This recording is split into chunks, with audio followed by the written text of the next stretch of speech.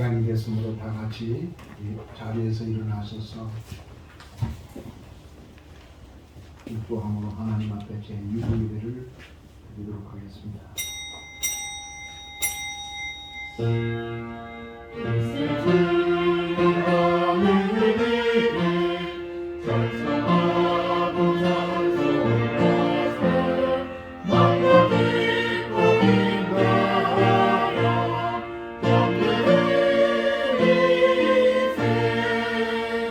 여호와께서 집을 세우지 아니하시면 세우는 자의 수고가 헛되며 여호와께서 성을 지키지 아니하시면 파수꾼이 끼어 있음이 어떠도다. 너희가 일찍 일어나고 늦게 누우며 수고에 떡을 먹음이 어떠도다. 그러므로 여호와께서 그의 사랑하시는 자에게는 잠을 주시는도다. 아멘. 사랑과 은혜가 풍성하신 전능하신 우리 아버지 하나님, 2022년을 맞이한 지 벌써 두 번째 주일을 저희들로 하여금 나와서 주 앞에 경배하게 하시니 감사합니다. 한 번도 멈추지 않고 세월이 가게 하시는 하나님, 그러게 주님께서는 우리들에게 세월을 아끼라 때가 감이라고 하셨던 주님, 하나님께서 내게 주어진 오늘의 기회를, 하나님께서 내게 주신 오늘의 예배의 이 시간을 우리가 소중하게 귀하게 여기며 주님의 은혜를 더 믿고 주님을 찬송하고자 이곳에 왔사오니 오늘 이 시간 이 예배의 이 귀한 시간을 놓치지 말게 하시고 예배의 승리에서 이 세상을 승리하며 살아갈 수 있는 저희들이 되기를 주님 원합니다. 내일을 위해서 오늘 예배 드립니다. 내일을 위한 이 예배가 하나님께 상달되어져서 예배하는 이 주의 백성들 발걸음이 복되게 하시고 주님 안에서 승리하며 살아가게 하여 주옵소서. 예수님의 이름으로 기도하옵나이다. 아멘. 찬송가 8장을 부르겠습니다. 통합찬송가는 9장입니다.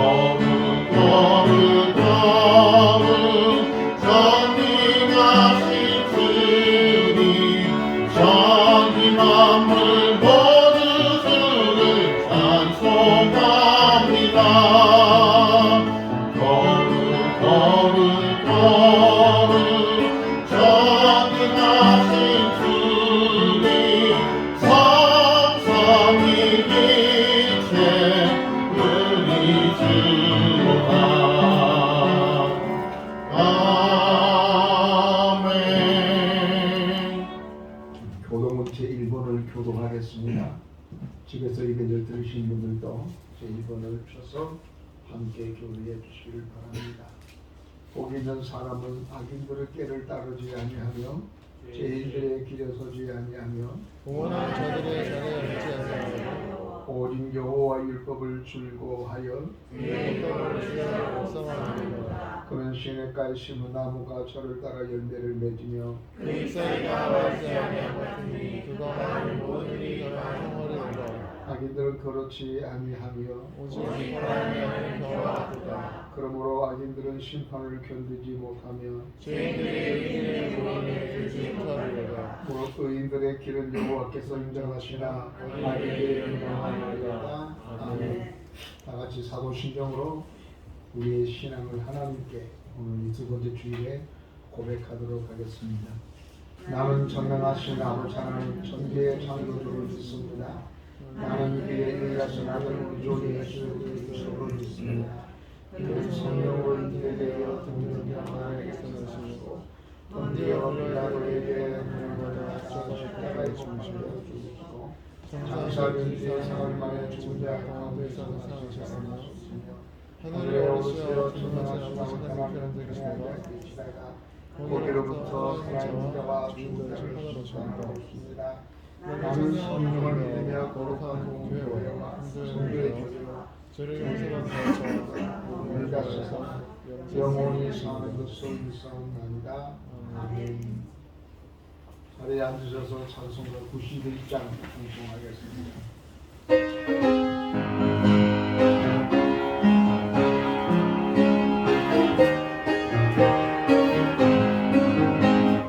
슬픈 마음 있는 사람 예수 이름 믿으며 영원토록 변함없는 기쁜 마음 얻으리. 예수의 이름은 세상의 소망이요 예수의 이름은 천국의 기쁨일세. 거룩하신 주의 이름 너의 방패 삼으라. 환난 시험 당할 때에 주께 기도드려라. 예수의 이름은 세상의 소망이요 예수의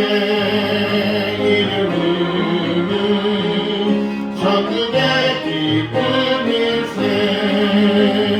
존귀하신 주의 이름 우리 기쁨 되도다. 주의 품에 안길 때에 기뻐 찬송 부르니.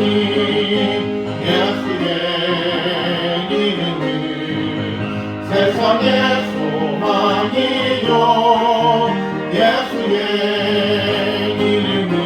이름은 천국의 기쁨일세. 우리 갈 길 나간 후에 보좌 앞에 나아가 왕의 왕께 경배하며 멸류관을 이르니.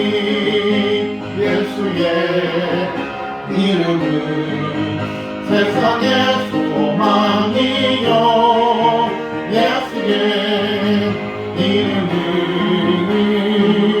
천국의 기쁨일세. 이 시간은 김준경 권사님 나오셔서 대표로 기도해 주시겠습니다. 집에서 기도하신 분들, 기도해 주신 분들도 함께 동참해 주시기를 바랍니다. 다 같이 기도드리겠습니다. 다사다난했던 한 해를 보내고 이민년 맞아 하나님 희망이 가득 찬 새해를 주신 것을 하나님 감사드립니다. 새해에는 모든 일이 잘 되도록 축복해 주시고 건강하고 무탈하게 살 수 있기를 하나님 기도드립니다. 더욱더 간절히 바라옵기는 하나님 아버지 대선을 앞두고 있는데 주님이 보시기에 합당한 자가 승리할 수 있기를 하나님 도와주시옵소서. 온 나라가 코로나로 인하여 소상인들과 모든 사람들이 너무나 힘들어하고 있는데 하나님 아버지 빠른 시일 내에 종식될 수 있기를 하나님 주님 간절히 기도드립나이다. 하나님 아버지 또한 우리 하늘소망 교회를 축복해 주시옵소서.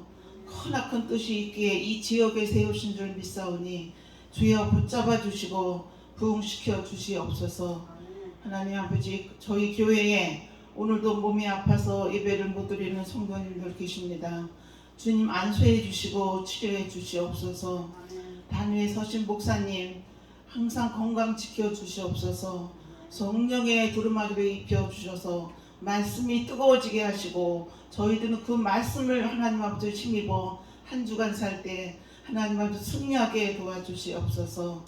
또한 하나님 아버지 여전도 회장님을 비롯하여 회원님들 각자 맡은 사명 잘 감당하여 주님이 보시기에 참 잘했다 칭찬받는 회원들 되게 하나 도와주시옵소서. 또한 재정에도 하나님 아버지 어려움이 없이 잘 이끌어갈 수 있도록 축복해 주시옵소서. 하나님 아버지 성가대원들 정말 어려운 가운데 맡은 사명 잘 감당하는 줄 믿사오니 주님 만배로 축복해 주시옵소서. 그리하여 하나님 아버지 찬양을 흠양하여 보호자를 움직일 수 있는 하나님 아버지 우리 성가대원들을 하나님 될 수 있도록 도와주셨기를 간절히 바라오며 이 모든 말씀 예수님 받들어 잠시 동안 기도 올렸사옵나이다. 아멘.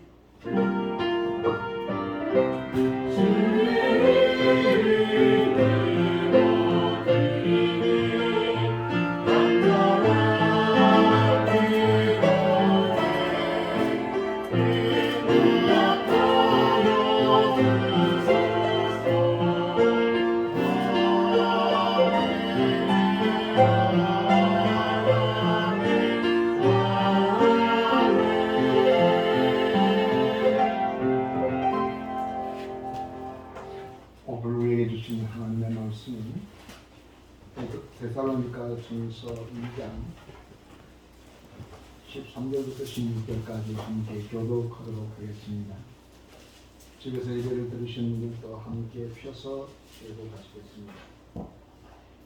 이러므로 우리가 하나님께 끊임없이 감사하면 너희가 우리에게 들은 바 하나님의 말씀을 받을 때에 사람의 말로 받지 아니하고 하나님의 말씀으로 받으니 진실로 거두하도다. 이 말씀이 또한 너희 믿는 자 가운데에 역사하느니라. 너희가 그리스도의 주 안에서 유대인들 하나님의 주의들을 분하는 자가 되었으니 그들이 유대인들에게 분을 받은 것 같이 너희도 그들에게서 분을 받았느니라. 유대인들은 주 예수와 선자들을 죽이고 우리를 쫓아내고 하나님을 기쁘시게 하지 아니하고 모든 사람에게 대적이 되어 우리가 이방인에게 말하여 공감받게 함을 그들이 인하여 그에게 죄를 항상 채우며 용하심이 끝까지 그에게 임하느니라. 아멘. 오늘 시간에 하나님 말씀 듣기 전에 우리 교회 찬양단 하나님께 찬양을 드리도록 하겠습니다.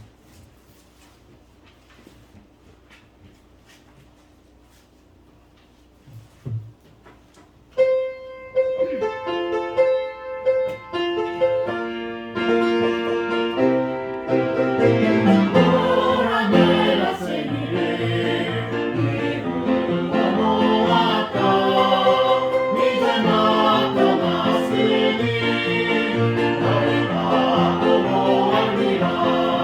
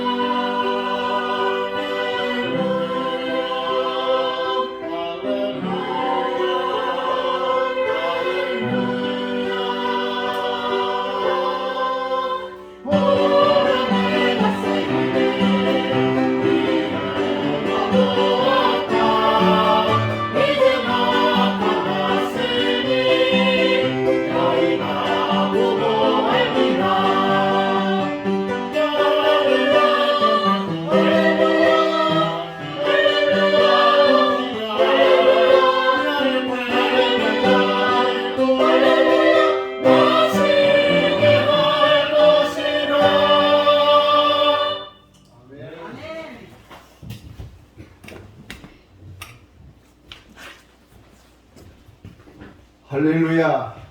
오늘 또 하나님의 은혜가 여러분 있기를 주 이름으로 축원합니다. 우리 옆 사람한테 이렇게 인사하겠습니다.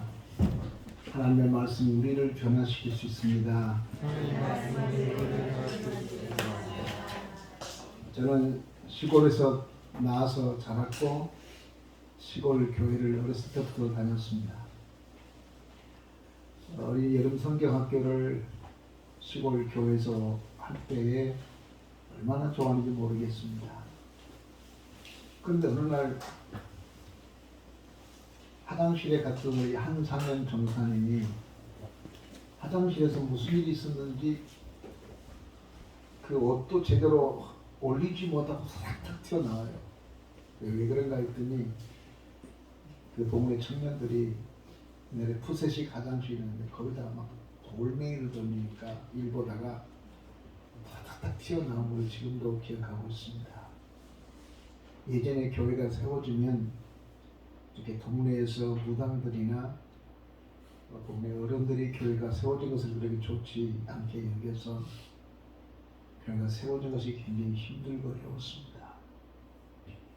요즘에 도시에서 교회를 세우기 조금은 어려워도 뭐 힘들고 어렵다는 이야기하고 있는데 예전에 이보다 더 힘들고 어려워도 교회가 세워졌고 그 교회가 한국 사회를 이끌고 가게 되었습니다. 우리는 이 시간에 데살로니가 전서에 관한 이야기 읽고 데살로니가 교회에 대한 이야기를 저는 여러분과 함께 하려고 합니다.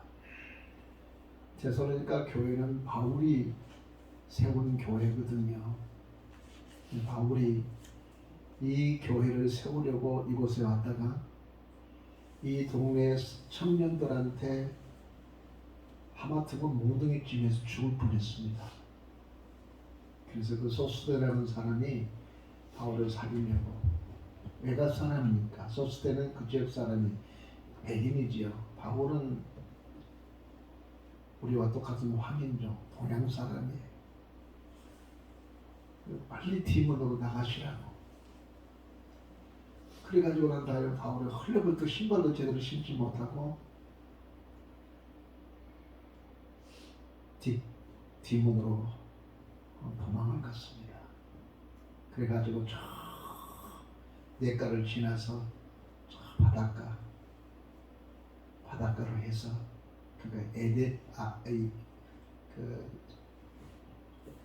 다른 동네로 도망을 갔습니다. 제가 그곳에 성지순례하는 과정 속에 가이드가 이야기를 하는데 사도 바울 선생이 저기서 복음을 증거하다가 황급히 도망가서 저 언덕을 넘어서 저 바닷가로 갔다. 그 말을 듣는 순간에 갑자기 가슴이 뭉클해졌습니다. 바울 선생은 그렇게 안 해도 살 수 있고 얼마든지 종교인으로 살아갈 수 있는 거 다 버리고 이곳에 와서 이 고생을 하고 하마터면 죽을 뻔하고 그리고 걸음만 나가리라 또 도망가는 그 뒷모습을 보면서 저는 가슴이 뭉클해서 울 뻔했습니다. 그 후에 저는 전도하는 일을 그치지 않았습니다. 누가 싫어하든지 좋아하든지 누가 알아주든지 안 알아주든지 간에 전도하는 일을 그때부터 지금까지 한 번도 쉬어본 적이 없었던 것 같습니다. 왜냐하면 전도로 하는 것은 교회를 부흥시키기 위해서 하는 거 아니거든요. 열심히 해서 교회 부흥시켜서 뭐 하겠다는 겁니까? 성공하겠다고요. 사람이 잘못하면 여기에 사로잡고 또 어떤 사람들은 그 일을 부추기려 합니다. 심해서 교회 부흥시켜서 교회 크게 지어놓으면 그곳에 사람들 몰려오니까 이런 생각을 합니다. 저는 그런 생각보다는 교회 부흥은 하나님께 맡기고 때를 얻든지 못 얻든지 사람들이 듣든지 안 듣든지 이곳에 와서 복음을 전했던 바울을 연상하고 얼마나 예수가 좋았으면 그것이 얼마나 귀하고 놀라운 복음이고 진리였으면 그렇게 복음을 전했을까. 하는 생각 때문에 지금도 여전히 이번 주에도 어제도 전도하는 일을 멈추지 않았습니다. 여러분, 복음은 생명입니다. 바울이 복음을 증거하다가 이곳을 지나서 베레아로 갔습니다.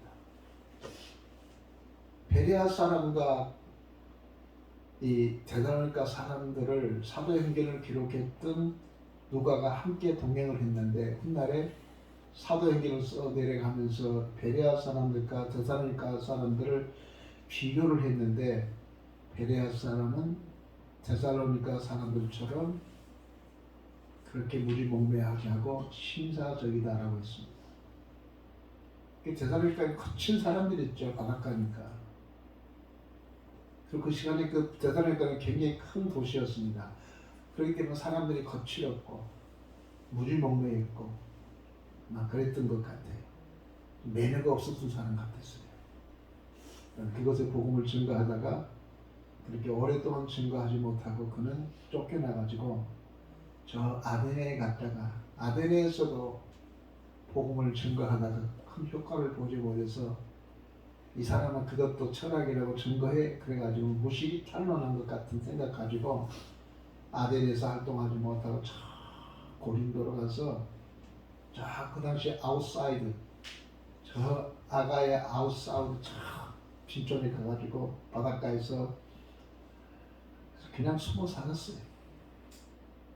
할 생각도 없고 용기도 없고 외국에 와가지고 이렇게 쫙 있는데 하나님의 음성이 바울에게 들립니다. 바울아 바울아 너 왜 잠잠하고 있느냐. 이 세계는 구원받을 사람이 많단다. 그래서 아베레에서처럼 그렇게 철학적이고 아주 수학적이고 표준학적인 기가 막히게 설교하는데 주력하지 않고 그 투박하게 예수 그리스도는 생명입니다. 예수 그리스도는 복음입니다. 이렇게 전했어요. 그런데 많은 사람들이 예수 앞으로 돌아온 겁니다. 그때 바울이 깨달았습니다. 내가 지금까지 배운 모든 학문은 배설물처럼 여기더라. 내가 십자가 외에는 다른 것을 자랑하지 않고 굳게 작심했다라고 고백합니다. 우리는 전도를 말할 때 이런 생각 같습니다. 말을 많이 하고 기술이 좋아야 되고 특별히 무슨 말을 전할까에 대한 기가 막힌 전도에 대한 이론을 가지고 있어야 전도한다고 생각하는데 바울이 그렇게 해봤더니 아니 되더라는 것이죠. 십자가의 고월의 복음을 전했더니 십자가의 이야기, 투박한 이야기. 십자가를 전하면 예수 믿을까 생각했는데 그 십자가를 듣고 예수 믿겠다는 거예요. 그래서 십자가 외에는 다른 것을 내가 전하지 않기로 굳게 결심했던 것입니다. 어떤 사람은 우리가 길거리에서 예수를 믿으라고 말한 그 말을 듣고 누가 예수를 믿을까 생각을 합니다. 방법을 바꿔라. 연구해라. 틀린 말은 아니죠. 그 연구하다가 방법을 바꾸다가 전도 못해요. 때를 못 얻든지 어떤지 그래도 계속 십자가의 복음을 전합니다. 예수는 생명입니다.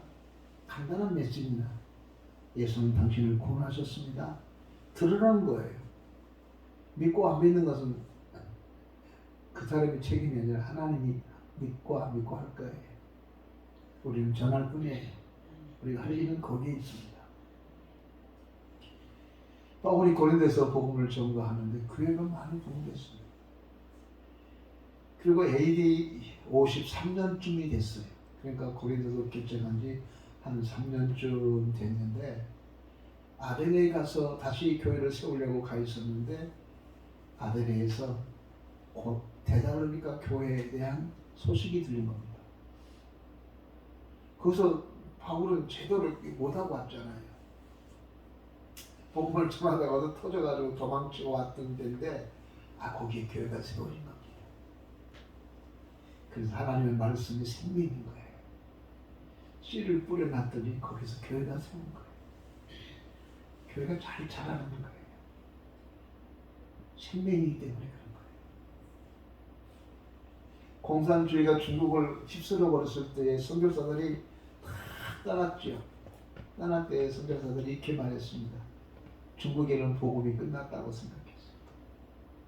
그러다 등석폭력에서 핑퐁예고가 시작되면서 선교문이 열려서 아버니까요. 억대의 기독교이 된 거예요. 중국이. 끝났다고 생각하는데 복음은 다 많이 전파된 거예요. 기하급스럽게 복음을 전파됐다는 거예요. 이 복음의 능력을 감당할 사람이 없는 거예요. 이는 복음은 능력이요, 복음은 생명이 되면서입니다. 생명의 씨앗과 같은 것이기 때문에 그렇습니다. 그때 어떤 소문이 들리냐면은 좋은 소문입니다. 자랑거리의 소문이었습니다. 내가 그 어려운 중에서도 사랑에 헌신이 있었다는 거예요.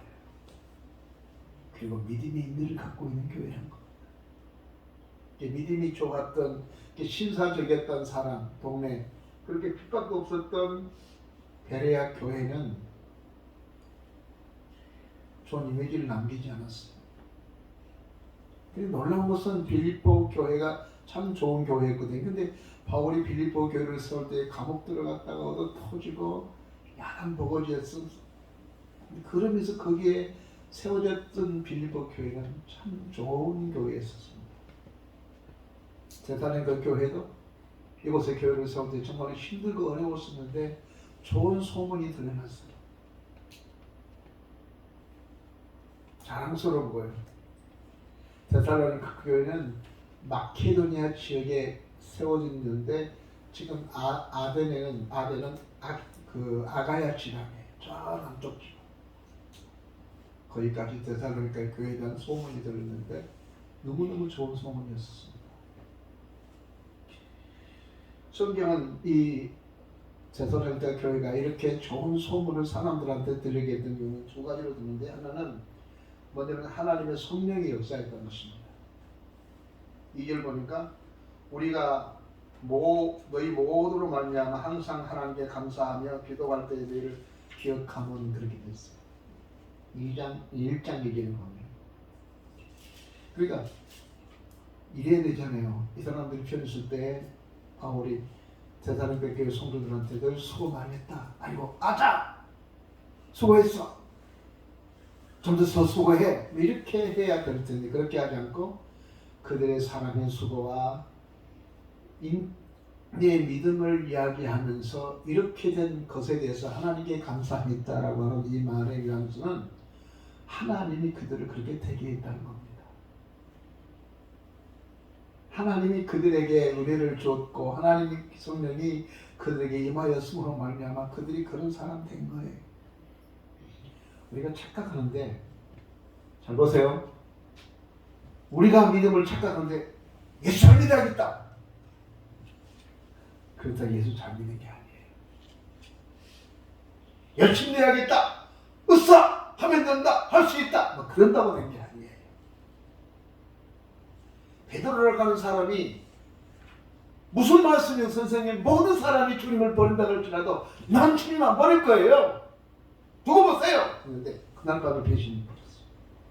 이게 인간이에요. 결심 가지고 되는 거 아니에요. 그래서 예수께서 하신 말씀이 너희는 하나님께서 약속하신 그 성령이 너희들에게 임하기 전까지는 예루살렘 떠나지 말아라. 왜냐하면 예수님 잘 알거든요. 우리의 힘으로는 안 된다는 거예요. 하나님의 성령이 한다는 거예요. 이 사실을 알았던 바울은 이 사람들이 사랑의 수고와 믿음의 인내를 갖추는 좋은 교회가 되었던 것은 하나님의 성령이 그들에게 역사해서 이 좋은 성도가 되게 만들었던 거예요. 이 좋은 교회가 되게 만들었던 거예요. 그래서 바울은 그들에게 수고했다고 말하지 않고 그렇게 하시는 하나님 앞에 감사했다는 것입니다. 나는 우리 하늘소망교회 교회인들이 여러분이 열심히 교회를 끌고 가는 사람이 하나님의 성령이 여러분을 이끌고 가므로 말미암아 여러분이 은혜로운 사람, 사랑의 수고가 있는 사람, 믿음의 인내를 가지고 하나님의 교회를 세워나가는 여러분 되시기를 주의 이름으로 축원합니다. 내가 언젠가 우리 교회를 갔더니 그 교회에 이렇게 써있더라고요. 성령보다 앞서지 말자고요. 성령보다 앞서지 말자. 우리의 결국의 실수는 하나님의 성령보다 내 열심히 앞서는 거예요. 내 열정이 앞서는 거예요. 그렇지가 않습니다. 바울은 얼마나 열정적이었습니까? 예수 믿는 사람들을 죽이는 것이 하나님에 대한 열정이라고 생각했습니다. 그러나 성령이 그에게 임해서 하나님의 성령이 끌고 가고 이끌고 가면서 그런 저 빌립보까지 갔고 그런 데살로니가에 갔고 고린도까지 가게 된 사람인데 하나님의 성령이 이끌어서 간 사람이기 때문에 그의 삶은 승리했던 거예요. 우리는 언제든지 내가 무슨 일을 하려고 할 때마다 이것이 성령님에 이끌려서 우리는 하나님의 일을 하려고 하는 사람이 되어야 돼요. 결심 못 믿어요. 우리가 어떤 사람한테 기대하고 난 다음에 기다려줘야 돼. 잔소리 한다고 다 된 거 아니잖아요.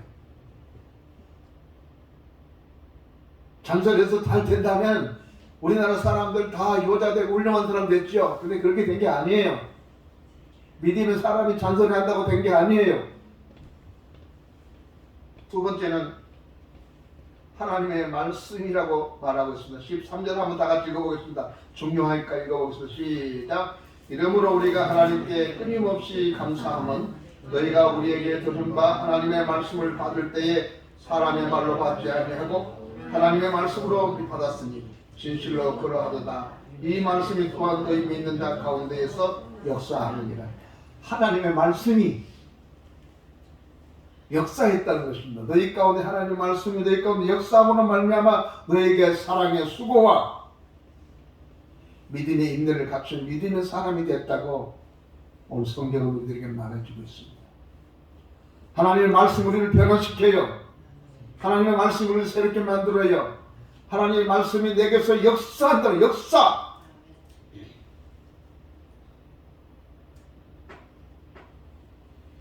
우리가 아무리 노력한다고 된 게 아니에요. 성경에서 말하고 있는 믿음은 우리의 힘쓰고 예씀이 아니에요. 우리의 힘쓰고 예씀이었다면 예수께서 제자들에게 너희들 부지런히 노력해야 돼. 힘써야 돼. 알았지? 까불지 말고 말이야. 열심히 공부해. 뭐 이렇게 했을 거예요. 그런데 하나님은 우리에게 그렇게 살게 하신 거예요. 그런 믿음의 사람이 되게 한 거예요. 그냥 하나님 앞에 내놓으세요. 그분이 나를 붙잡고 일할 수 있도록 그냥 내놓으세요. 그래야 행복해지는 거예요. 세상은 이렇게 행복해지면서 살아가야 되잖아요. 뭘 좀 더 하겠다고 그렇게 바둥바둥 힘쓰고 애쓰고 되지도 않는 일 그렇게 하면 된 게 아니에요. 그냥 하나님 앞에 내놓으세요.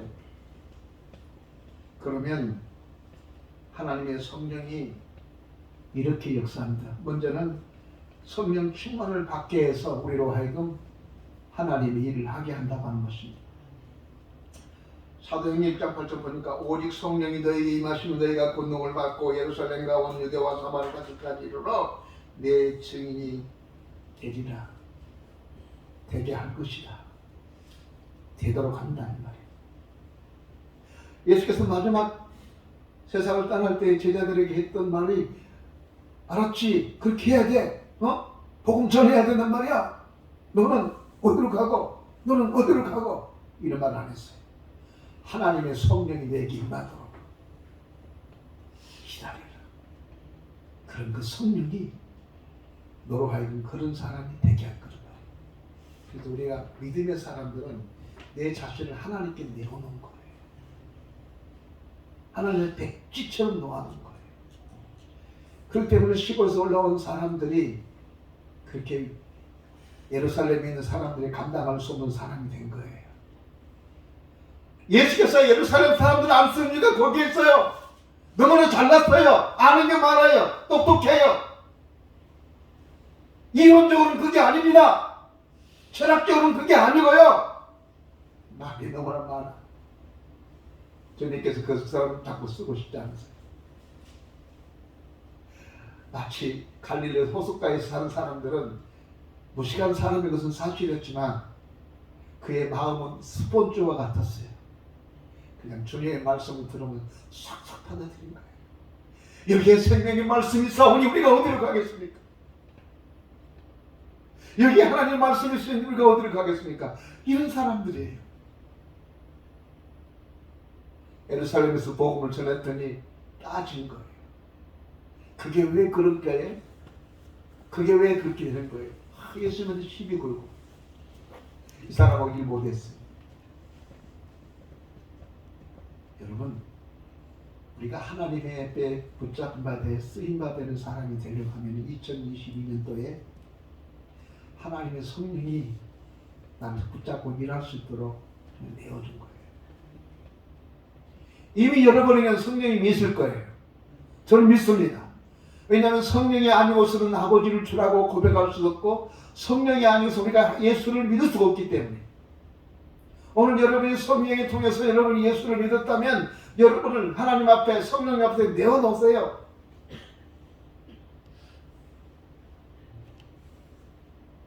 당신의 뜻이라면 내가 다 하겠습니다. 그것이 당신의 뜻이라면 난 그대로 살겠습니다. 이렇게 결단하고 성령님 나를 인도해 주세요. 우리의 삶이 그런 사람인 거예요. 하나님의 성령이 따라 살아가는 거예요. 바울이 지금 터키 북쪽에 가서 복음을 전가하려고 그러는데 하나님의 성령이 막는 거예요. 불평하지 않고 그만뒀어요. 저쪽 가세요. 하지 말라는 거예요. 왜 그럴까? 그냥 불평 안 했어요. 그냥 성령을 따라서 갔더니 빌립보에 갔고 데살로니가에 갔고 아덴에 갔고 고린도 갔고 로마로 갔고 전 세계 서방학교 가서 복음을 전한 사람들이 있단 말이에요. 그래서 우리가 언제든지 하나님의 성령에 대한 민감성을 가지고 있어야 돼요.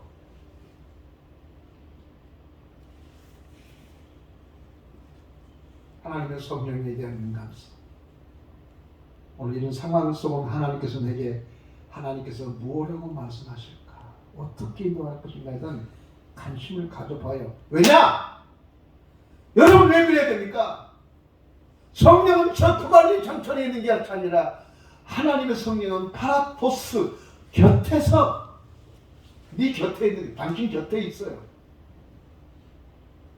바울이 유라굴로 태풍을 만났을 때에 이렇게 말합니다. 하나님께서 어젯밤에 내 곁에 서서 그것이 어딘데요? 폭풍이 일어나는 그 현장이에요. 배가 깨지기 직전에 그 현장에 그곳에 하나님이 계셨다는 거예요. 어젯밤에 내 곁에 서서 내게 이렇게 말씀하셨다는 거예요. 저 멀리 있는 게 아니에요. 가깝게 있어요. 여러분 곁에요. 파라토스. 하나님 지금 내가 이렇게 힘들고 어려운데 어디에 계십니까? 당신 옆에 있다니까요. 그래서 성령의 이름은 성령의 별명이 파라토스예요. 곁에 있다. 왜요? 너를 돕기 위해서. 하나님의 성령은 우리 가운데 우리를 돕기 위해서 우리 곁에 와 계심을 믿고 그분이 인도한 대로 삶은 여러분 되시기를 주의 이름으로 축원합니다. 그 다음에 두 번째는 하나님의 말씀을 중요한 것은 말씀을 들으려는 자세입니다. 그 사람들이 하나님의 말씀을 들었는데 그 말씀이 그들로 하여금 사랑의 수고와 믿음의 인내를 할 수 있었는 이유인데 그 사람은 하나님의 말씀이었는데 중요한 것은 하나님의 말씀을 듣는 자세가 중요해요. 13절 보니까 너희가 중간절에 보니까 너희가 우리에게 들은 바 하나님의 말씀을 받을 때에 사람의 말로 받지 아니하고 하나님의 말씀으로 받았으니 그래요. 오늘 여러분 어떻게 듣습니까? 이건 바울이 전할 때 사람들이 데살로니가 교회 사람들이 바울이 하나님의 말씀을 증거하는데 그 말씀을 사람의 말로 받아들이지 않고 그것은 하나님의 말씀이다 라고 받아들였다는 거예요. 오늘 전 목사의 생각을 위한 장가 아니에요. 전 낼 수 있는 설교할 때 주석을 참고하지 않으려고 합니다. 계속 일주일 동안 생각해요. 이게 오래전부터 설교 본문에 나와 있어요. 하나님, 오늘 강단에 세워서서 이 본문의 말씀을 성도들한테 뭐라고 말해야 되죠? 어떤 말을 해야 되죠? 그래서 온 걸 다 썼지만 잘 안 보려고 그래요. 왜냐하면 내가 생각했던 말이고 내게 주신 영감이니까. 하나님의 말씀으로 받아들였다는 거예요. 바울인데, 낯선 사람인데, 타짓 사람인데 와가지고 십자가의 복음을 전하니까 사람들은 그 말을 하나님의 말씀으로 받았다는 거예요. 이것이 이 놀라운 수고와 사랑의 수고와 믿음의 인내, 좋은 교회의 이미지를 남기게 되고 오늘날까지 우리에게 좋은 교훈이 되게 했던데 하나님 말씀으로 받아들였습니다. 이 자세. 사도행전 10장 25절 보니까 베드로에게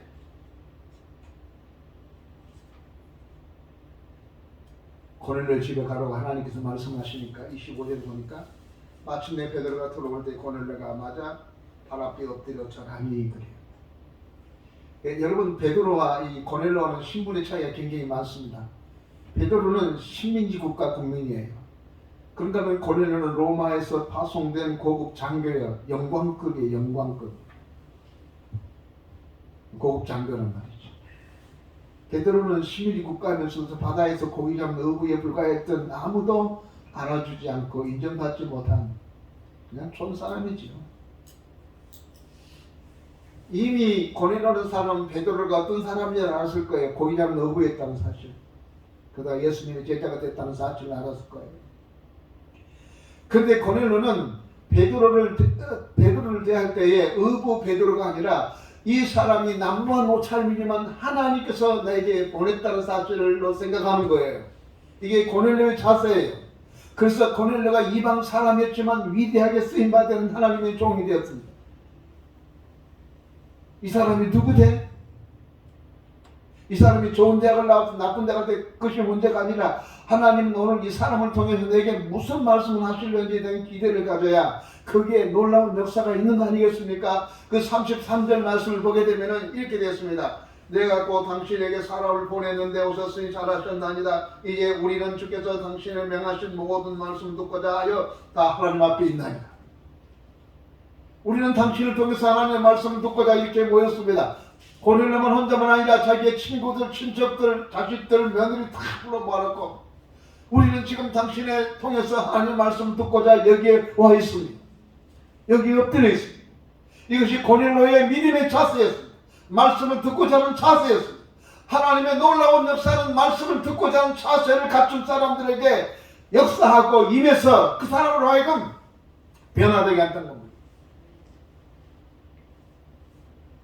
제일 설교를 은혜 받지 못한 사람이 누구냐면 목사님 사모예요. 보편적으로. 그러니까 내가 제일 큰 축복 중에 하나는 이런 살을 붙이고 살아가는 사람에도 불구하고 내가 설교하는 은혜를 받은 게 우리 집사람에서는 감사해.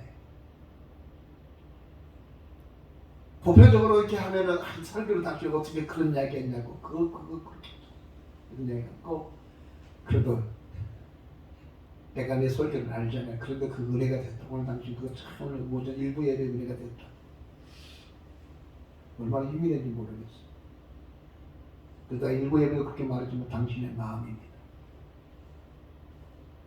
어느 날 우리 은민이가 아빠 나는 아빠 설교만 듣고 살았는데 밖에 나가서 들어보니까 아빠 설교가 가장 잘한 것 같아 그러더라고. 얼마나 좋아하는지 모르겠어. 열심히 들었던 것 같아. 가끔씩 우리 처남이 우리 교회 와서 설교 듣고 가요. 그분은 석학이거든요. 뛰어난 게 경영자고 아주 뛰어난 사람. 그래서 저한테 설교를 듣고 난 다음에 가서 이 추도식 예배 때든지 우리 교회 와서 들어가는 다음에 전화로 그런 이야기. 올 목사님 오늘 그 대목이 제게 큰 은혜가 됐습니다. 그 부분에 내가 큰 은혜를 감명을 받았습니다. 그래서 설교를 되풀이해 주면서 은혜 받았습니다. 예, 그분을 아시는 분 계시면 그래서 그 집이 잘된가 봐요. 복 받는가 봐요.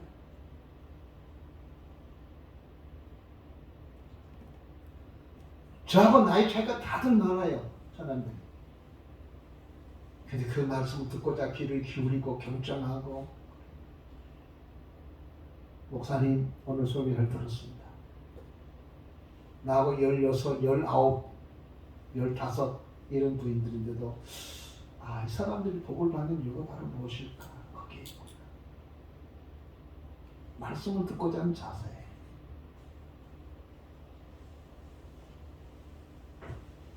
가끔씩 우리 전사님도 수요일 날 보면 목사님 오늘 설교 짱이었어요. 설교 온 걸 달라해서 가지고 가요. 그러니까 이 듣고자 하는 마음의 자세가 매우 중요한 것 같아요. 설교 잘하고 못하면 두 번째 문제. 왜냐하면 이 하나님의 말씀을 듣고자 하는 자세를 가지면 그 말씀이 우리들이 받아들이게 되면 우리 가운데 역사한단 말이에요. 역사한다. 따라합시다. 하나님의 말씀은 우리 가운데 역사한다.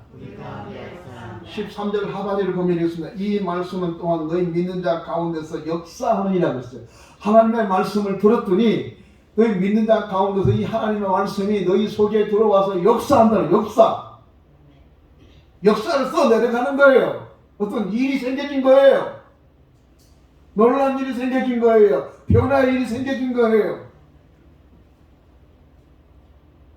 왜 그 말씀을 들으면 역사하게 되는가? 고린도전서 4장을 보니까 하나님의 나라는 말이 있지 않고 오직 능력이 있느니라. 하나님의 말씀은 말이 있지 않고 능력이 있다. 하나님의 말씀은 말이 있지 않고 능력이 있는 거예요. 하나님의 말씀은 능력이 있어요. 능력. 한번 따라서 합시다. 하나님의 말씀은 능력이 있다. 우리 전사님 한번 일어서 보세요. 앉아요. 왜 일어섰지? 일어났어. 내가 저 사람을 이렇게 세운 것은 말로 세웠습니다. 일어나고 일어나. 이게 말의 능력이에요. 하나님이 빛이 있으라고 말했더니 빛이 생긴 거예요. 하나님께서 육지에서 물과 이 묻이 드러나라고 했더니 드러나는 거예요. 말했더니. 그것이 말이에요. 말. 그것이 하나님의 말이에요. 빛이 있으라고 말했을 때 빛이 있게 했던 그 하나님의 말씀이 내 심령 속에 들어오게 되면 그 말씀이 내게서 역사하기 때문에 내게서 놀라운 변화가 우리 심령 속에 우리 입속 속에 일어나게 된 줄로 믿기를 주의 이름으로 축원합니다. 그 다음에 4장 19절 보니까 주께서 허락하시면 내가 너희 속에 가서 교만한 자들을 대하면서 그들이 믿음이 있는지 그 사람의 능력을 보겠다는 거예요. 이 고린도전서 4장이 그렇게 말해요. 하나님의 말씀은 말하지 않고 능력이 있습니다. 네가 말을 잘하는데 네가 변사인데 네가 말 잘하는 것이 중요한 것이 아니라 그 말 속에 능력이 있냐는 것이죠. 우리가 하나님의 교회에서 말을 잘하는 사람이 있어요. 말은 잘하는데 말은 잘하지 저거 말은 내꺼나게 잘해. 그 능력이 없는 사람이 있어요. 아무 의미 없어요. 말은 잘하는데 능력이 없어요. 오늘 여러분이 믿음의 사람인데 여러분이 말하는 말이 능력이 있습니까? 말한 대로 되어지고 말한 대로 고백하고 말한 대로 살았더니 말한 대로 열매가 맺어지고 있습니까? 믿습니다! 그런데 믿음대로 되는가요?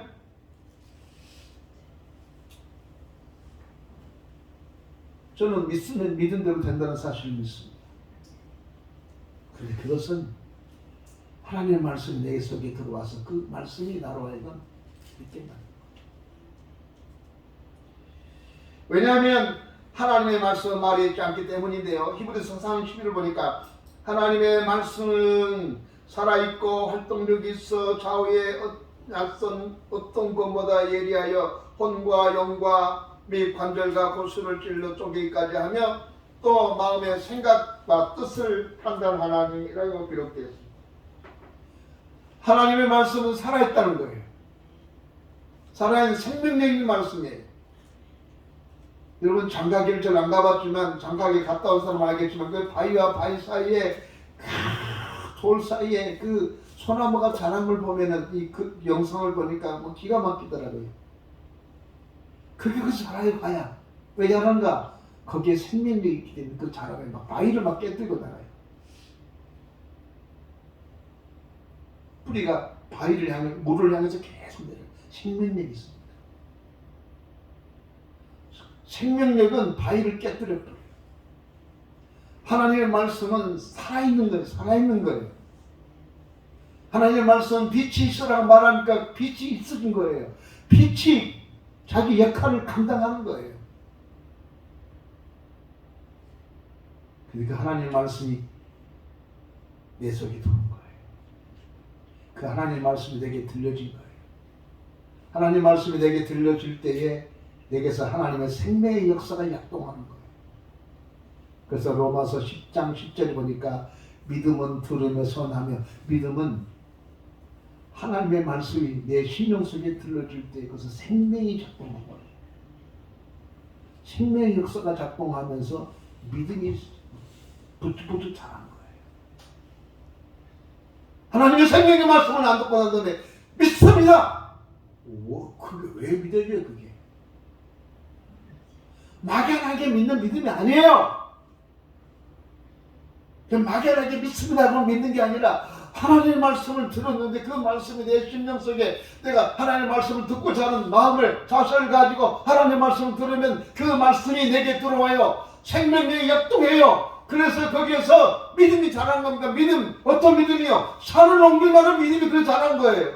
믿음은 들으면서 산다 했으니까 그 믿음이 산을 옮길 만한 믿음인데, 그 말씀을 들을 때 우리로 하여금 그렇게 변화되게 만든단 말이에요. 하나님의 말씀은 활동적입니다. 움직여요. 하나님의 말씀은 나를 움직이게 만들어요. 수고하게 만들어요. 희생하게 만들어요. 헌신하게 만들어요. 그래서 하나님의 말씀을 듣고 은혜를 받으면 움직이게 되니까, 하나님의 말씀을 듣고 난 다음에 은혜를 받게 되면은 봉사하게 되어 있는 게 바로 그런 거예요. 거기서 시작해야 돼요. 내가 봉사에 하면은 하나님 은혜가 있을 거라고요. 그런 논리가 아닙니다. 하나님의 말씀을 들을 때 그 하나님의 말씀이 내 속에 들어와서 내 심령을 막 움직여요. 내 삶을 움직이게 활동하게 만들어요. 그래서 봉사하는 거예요. 그래서 그렇게 봉사하는 거예요. 그런가 하면 하나님의 말씀은 어떤 것보다 예리해서 우리의 혼과 영혼과 관절과 골수를 짜게 한다는 거예요. 양날 금이에요. 양날. 로마 시대 금이 양날 금이에요. 그 금보다 더 예리해서 우리의 육신, 우리의 골수, 우리의 영혼, 이걸 치료한다는 것. 그래서 여러분, 우리의 질병이 있으면, 하나님의 말씀을 듣고 우리 가운데 질병이 있으면 하나님의 말씀이 내 속에 들어와서 나를 치료한다는 사실을 믿기를 바랍니다. 그 말씀이 내게 역사하면 우리의 골수를 짜게서 수술하고, 암도 수술하고, 우리에 있는 질병들을 치료하는 거예요. 내가 늘 말했지만 우리 집 사람은 너무너무 비리비리해가지고 길을 걷다가도 그냥 보도복을 못 갈던 제 양반인데, 지금은 나보다 힘이 더 세요. 나는 빌빌거리는데 더 나아요. 약 쓴 게 아닙니다. 여보, 약 썼어요?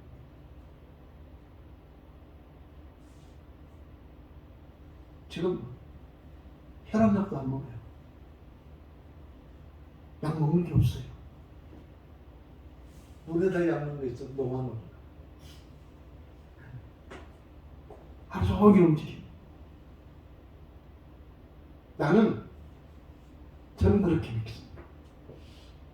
어떤 말씀을 들으면 그것을 믿으려고 하는 믿음의 자세라고 생각해요.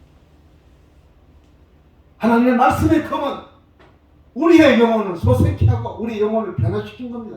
우리의 영혼을 수습해. 이게 가장 중요한 것은, 말씀을 들을 때는 내가 변화돼야 돼. 하나님의 말씀을 들을 때 갑자기 안 된 것이 있어지고 하나님의 말씀을 들을 때인데 안 되는 사업이 잘 되고, 뭐 이렇게 사람들은 생각을 합니다. 그런데요, 하나님 말씀을 들을 때 제일 먼저 그 말씀이 내게 들어와서 나를 변화시킨 거예요. 내가 변화되고 내가 새로운 사람 되면은 다른 것들이 내게 밀려오게 돼 있어요. 유유상종이란 말 들어봤잖아요. 내가 나쁜 놈인데, 내가 나쁜 놈, 맨날 나쁜 놈만 나한테 가까이 와요. 그냥 내가 사고꾼 기길 있으면 사기 기길 있는 들 모여가지고 뭐 한번 해볼까. 내가 경건한 사람은 경건한 사람들 모여서 경건한 일을 하게 돼 있어. 내가 변화되면 해야 돼요. 내가 복받는 사람으로 복받는 그릇으로 변화되면 내가 복을 받게 돼 있고 복이 그래서 그렇게 밀려온 거예요. 그래서 하나님의 말씀이 내게 들어와서 고넬로의 가정을 변화시키는 하나님, 우리의 가정을 변화시키는 거예요. 오늘 본문의 말씀에 사도행전 10장 44절 보니까 베드로가 이 말할 때 성령이 말씀을 듣는 모든 사람에게 내려오시니 그랬어요.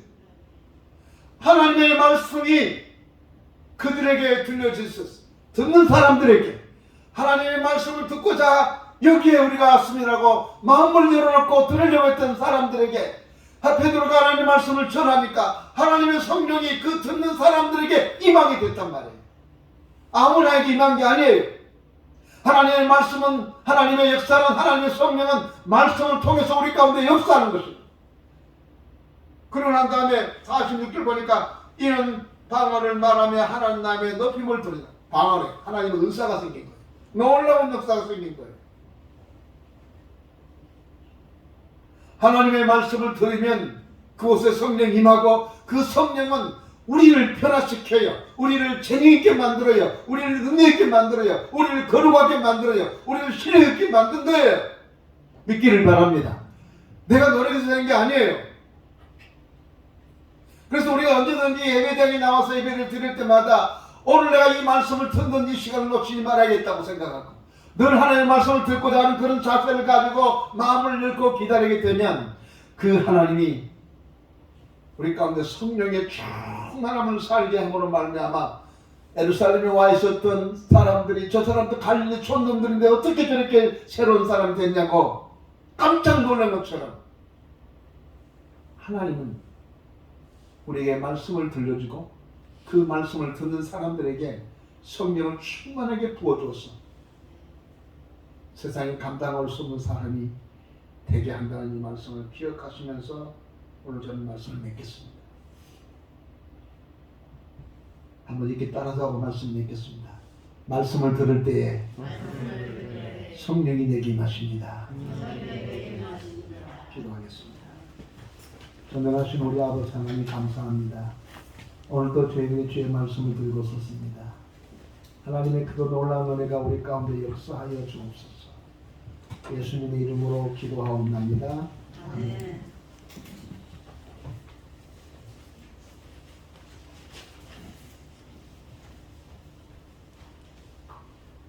찬송가 204장 찬송하겠습니다.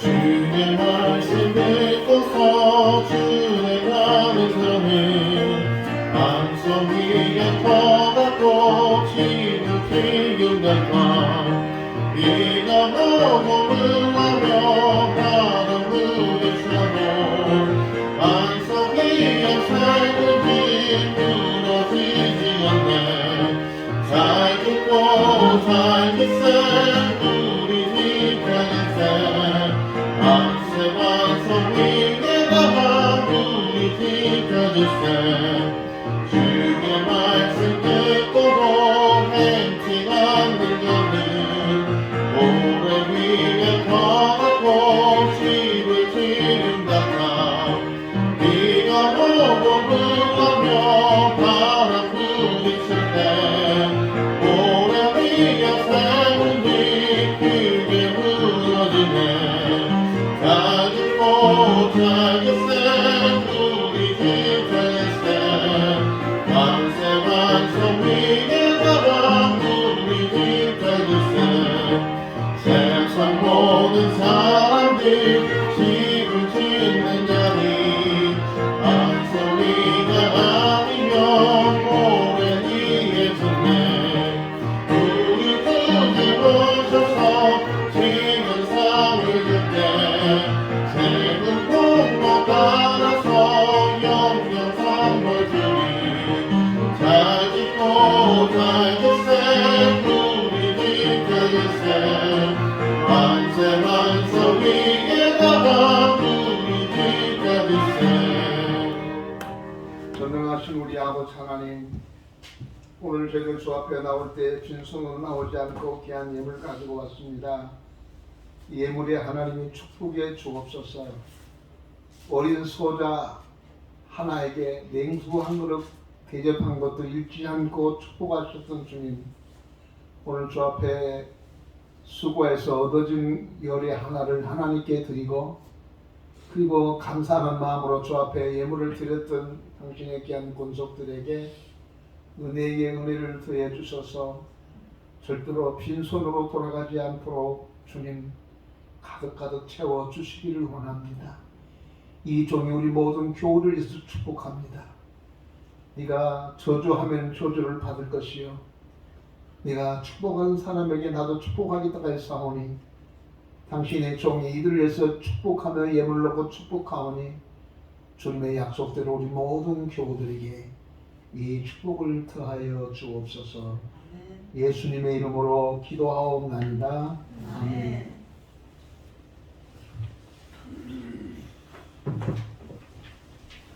교회 앞에 강도 말씀 드리겠습니다. 2부 예배는 예계위원회 모임을 갖겠습니다. 재정부만 모임을 갖겠습니다. 교수는 많이 모인 것을 자제하겠습니다.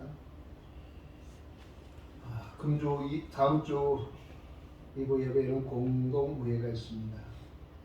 1월달은 새로운 시작의 달이고요. 날씨가 춥습니다. 건강에 유의하시길 바랍니다. 금주까지 현관에 있는 나의 기도 제목을 작성하여 내주시면 제가 새벽에 그 기도 제목을 놓고 기도하도록 하겠습니다. 금주부터 연말 정상세가 발급됩니다. 사역자님이 주문하시면 제가 발급해 주도록 하겠습니다. 그리고 축하할 일이 있습니다. 우리 조서영이라고 우리 허영재 권사님 송년대 서울여대 아무나 들어갈 수 없는 좋은 데를 여러분이 기도해 주셔서 합격했다고 연락이 왔습니다.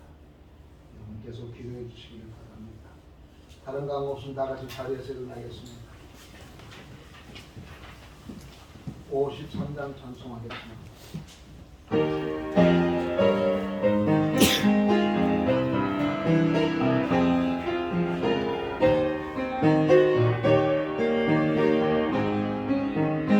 성전을 따라가기 전 머리를 숙일 때 주께서 함께 계시고 복 내려 주소서. 아멘. 다 같이 손을 반쯤 열리고 나라와 민족을 위해서 우리 교회 어려운 이들을 위해서 하나님 성령의 충만이 우리 가운데 임하게 달라고 한번 통성으로 기도하겠습니다. 기도하십시다. 전능하신 우리 아버지 하나님, 주 앞에 모시고 기도합니다. 오늘도 하나님의 뜻으로 놀라운 은혜를 우리에게 허락해 주셔서 우리가 그 말씀에 붙잡혀 하나님의 일한 자가 되게 우리는 힘들고 어려운 일가 있습니다. 오늘도 와주시고 주님 역사해 주셔서 이 힘들고 어려운 것에 극복해 나가게 하시고 하나님을 함께 믿는 삶을 위하여 주옵소서.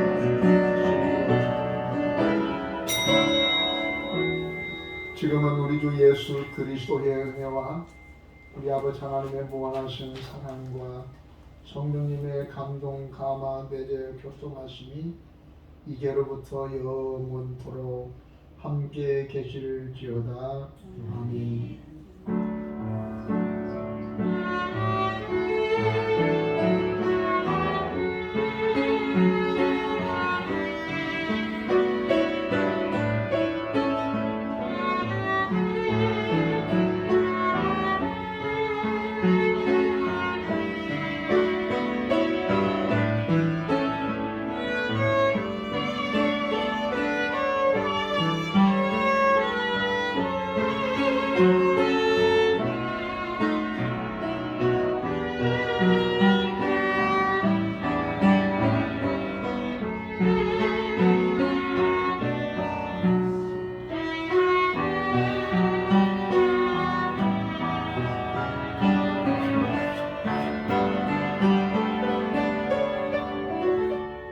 예배를 마쳤습니다. 하나님 좀 부탁드리겠습니다.